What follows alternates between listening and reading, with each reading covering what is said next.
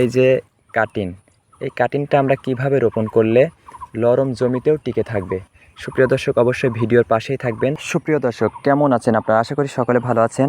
আপনারা অনেকে দ্বিধার মধ্যে আছেন যে আমাদের জমি চাষ দিয়েছি এবং প্রচুর পরিমাণে বৃষ্টি হয়েছে, এখন বৃষ্টিরই সিজন, প্রচুর পরিমাণে বৃষ্টি হয়েছে, অনেক নরম হয়ে গেছে জমি। কিভাবে আমরা কাটিন লাগালে কাটিনটা টিকে থাকবে, এই বিষয়ে আপনারা অনেকে ভিডিও চান।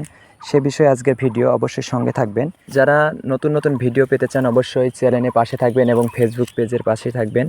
লাইন সোজা রাখার জন্য অবশ্যই সুতা বেঁধে নেবেন। এই যে দেখতে পাচ্ছেন সুতা বেঁধে নিয়েছি।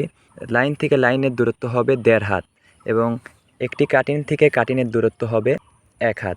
সুপ্রিয় দর্শক, আপনার অনেকে নরম জমি দেখে ভয়ে দ্বিধার মধ্যে আছেন যে কিভাবে আমরা কাটিনটা রোপণ করব। সুপ্রিয় দর্শক, আপনারা দেখতে পাচ্ছেন এই যে কাটিন, এই কাটিনটা আমরা কিভাবে রোপণ করলে নরম জমিতেও টিকে থাকবে। সুপ্রিয় দর্শক, অবশ্যই ভিডিওর পাশেই থাকবেন, তাহলেই জানতে পারবেন। সুপ্রিয় দর্শক, আপনারা নরম জমিতে অবশ্যই কাটিনটা হালকা অ্যাঙ্গেল করে লাগাবেন। আগে আমি বলে দেই, এইভাবে মাটিটা হালকাভাবে সরিয়ে নেবেন।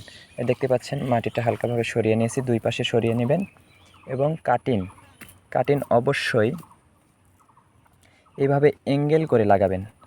আমি দেখিয়ে দিচ্ছি, এইভাবে অ্যাঙ্গেল করে রাখবেন এবং মাথা হালকাভাবে উঁচা করে রাখবেন।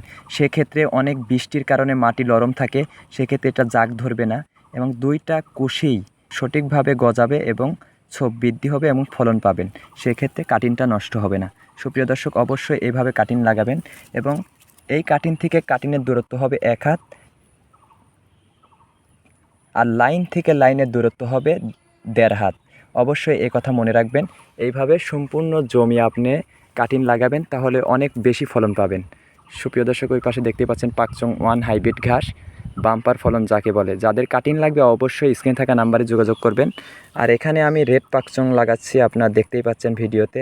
কাটিনের